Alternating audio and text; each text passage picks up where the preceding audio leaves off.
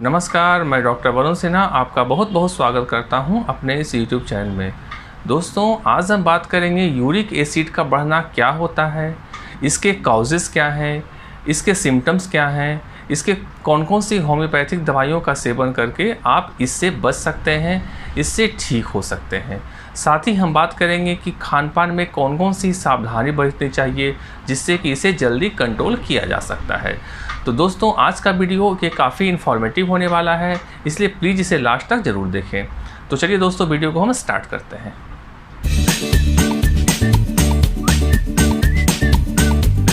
लापरवाह लाइफस्टाइल और खान पान के कारण हमारे शरीर पर विभिन्न प्रकार की बीमारियों का अटैक होता है।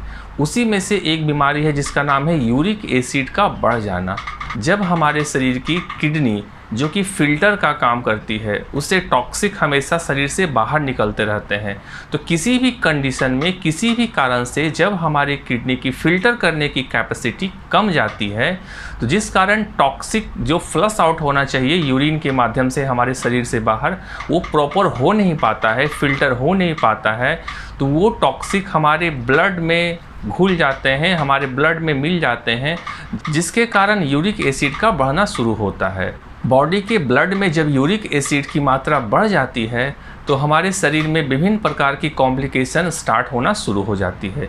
तो चलिए बात करते हैं कि जब इसके कौन कौन से कॉम्प्लिकेशन, जब यूरिक एसिड की लेवल, जब यूरिक एसिड की मात्रा बॉडी में बढ़ जाती है, ब्लड में बढ़ जाती है, तो कौन कौन से कॉम्प्लिकेशन स्टार्ट होना शुरू हो जाते हैं, उसके सिम्टम्स क्या क्या हैं, तो उसके बारे में बात करते हैं। जब आपके बॉडी में यूरिक एसिड की मात्रा, यूरिक एसिड का लेवल नॉर्मल रेंज से ज़्यादा हो जाएगी, बढ़ जाएगी, तो उस कंडीशन में सबसे पहले आपको स्टार्ट हो जाएगी आपके जितने भी जॉइंट्स हैं, छोटे छोटे जॉइंट्स हैं, चाहे वो कलाइयों के जॉइंट्स हों, चाहे उंगलियों के जॉइंट्स हों, पैरों की उंगली को जॉइंट्स हों, उन सारे जॉइंट्स में आपको धीरे धीरे वो दर्द होना शुरू हो जाएगा। उसमें धीरे धीरे रेडनेस शुरू हो जाएगी, उसमें आपको सूजन आना शुरू हो जाएगी, आपको उठने बैठने में, चलने फिरने में काफ़ी तकलीफ़ का सामना करना पड़ सकता है, और धीरे धीरे आपको गठिया की समस्या भी स्टार्ट हो सकती है।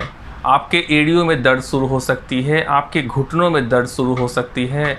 साथ ही जब आप यूरिन पास करते हैं तो उस कंडीशन में काफ़ी तेज़ जलन हो सकती है, दर्द बहुत हो सकती है, और जब ये कंडीशन काफ़ी सीवियर हो जाती है, यूरिक एसिड का लेवल काफ़ी ज़्यादा बढ़ना शुरू हो जाता है, लंबे टाइम तक रहता है, तो उस कंडीशन में आपको किडनी फेल्योर होने की भी चांसेस बनी रहती है, और साथ ही हार्ट में भी प्रॉब्लम हो सकती है। अब हम जानते हैं कि इसके कॉजेज़ क्या क्या हैं, किन कारणों से बॉडी में यूरिक एसिड का लेवल बढ़ सकता है या बढ़ जाता है।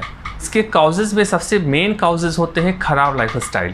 ख़राब लाइफस्टाइल कहने का मतलब ये कि अगर आप रेगुलर अपने डाइट में, आप रेगुलर रूटीन में जो आप खाना खा रहे हैं उसमें जंक फूड की मात्रा काफ़ी ज़्यादा है। आप पास्ता खा रहे हैं, चाउमीन्स खा रहे हैं, नूडल्स खा रहे हैं, बर्गर खा रहे हैं, या फिर डिफरेंट टाइप का आप जंक फूड आप बहुत ज़्यादा सेवन कर रहे हैं, तो उस कंडीशन में भी आपको यूरिक एसिड की मात्रा बढ़ सकती है।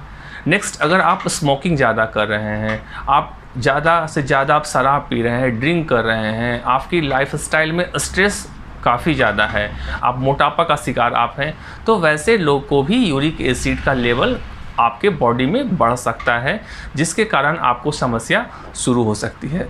देखिए, होता क्या है, जो आप नॉर्मल खाना खाते हैं तो उस कंडीशन में आपके बॉडी में जो भी उसकी एनर्जी होनी चाहिए, जो भी उसका रस होना चाहिए, वो हमारे बॉडी में पचना शुरू हो जाता है, और उसे अवशोषित कर वो ब्लड में भेजा जाता है। लेकिन अगर आप खाना में, अगर आप जंक फूड का सेवन काफ़ी ज़्यादा कर रहे हैं, या फिर अल्कोहल यूज़ कर रहे हैं, स्मोकिंग यूज़ कर रहे हैं, तो उसके जो मेन मटेरियल होते हैं उसके रस को अवशोषित जो हमारे बॉडी में हो रहा है वो ज़्यादा से ज़्यादा टॉक्सिक ही होते हैं, और वो जब धीरे धीरे आप इसकी लेवल को बढ़ाते जाते हैं अपने खाने में, तो एक कंडीशन ऐसी आती है कि जो टॉक्सिक जब ज़्यादा मात्रा में सेक्रेट होना शुरू हो जाता है, अवशोषण शुरू हो जाता है, तो उस कंडीशन में हमारी जो किडनी है वो एक छानने का काम करती है। जो भी टॉक्सिक होते हैं, जो विषैले पदार्थ होते हैं, उसे वो शरीर से बाहर फ्लश आउट कर देते हैं यूरिन के थ्रू। आप आपके मूत्र मार्ग से वो बाहर निकल जाते हैं शरीर से वेस्ट मटेरियल।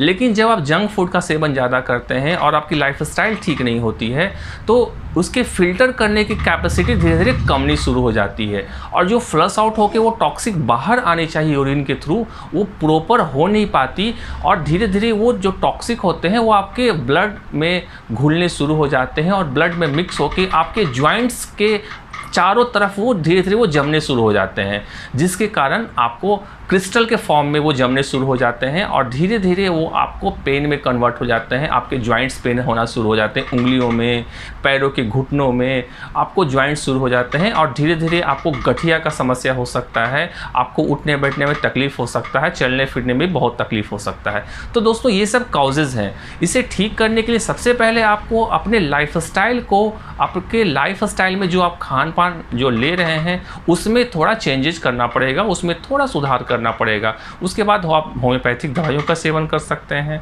तो बहुत जल्दी आप यूरिक एसिड को आप कंट्रोल कर सकते हैं, उसे ठीक कर सकते हैं।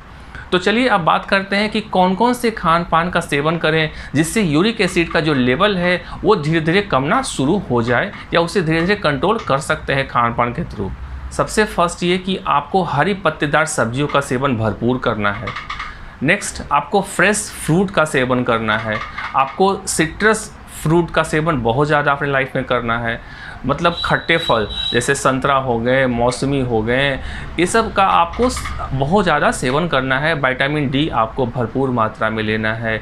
आप अंडे खा सकते हैं, वो भी आपको यूरिक एसिड कंट्रोल करने में मदद करेगी।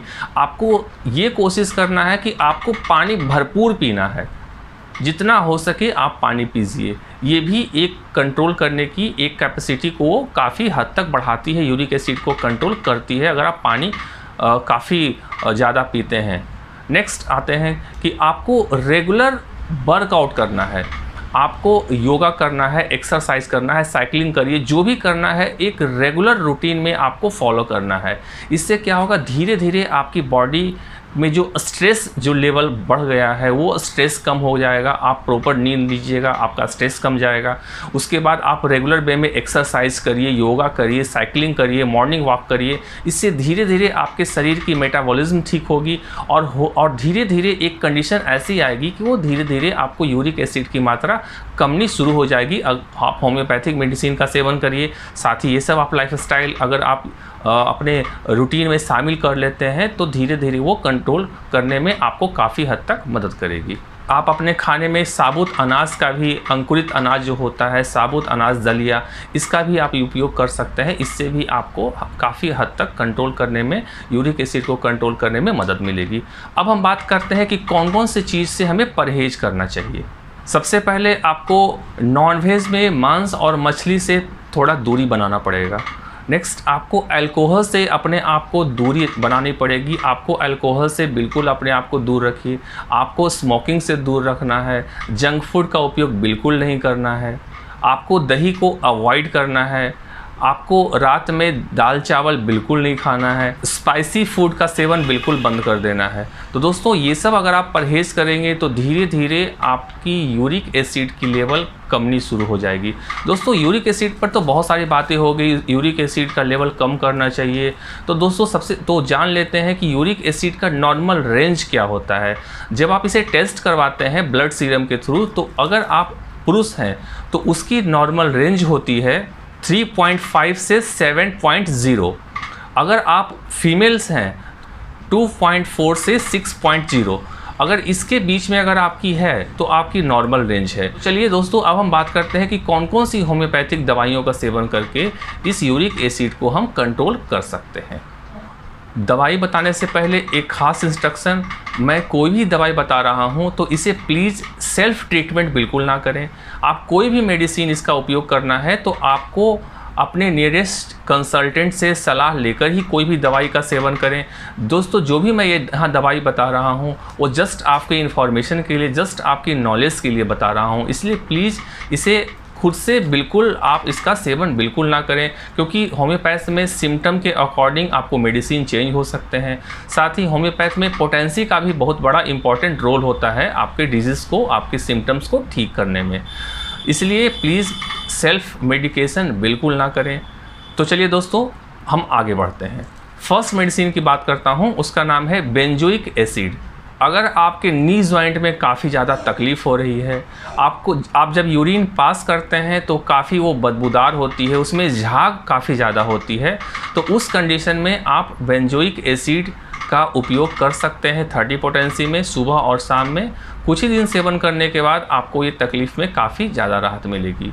अगर आपके पैरों के अंगूठों में काफ़ी ज़्यादा दर्द है, जॉइंट्स में रेडनेस हो गई है, तो उस कंडीशन में कॉल्चिकम की 30 पोटेंसी सुबह और शाम में यूज़ करेंगे तो बहुत जल्दी आपको इसका रिजल्ट देखने को मिलेगा।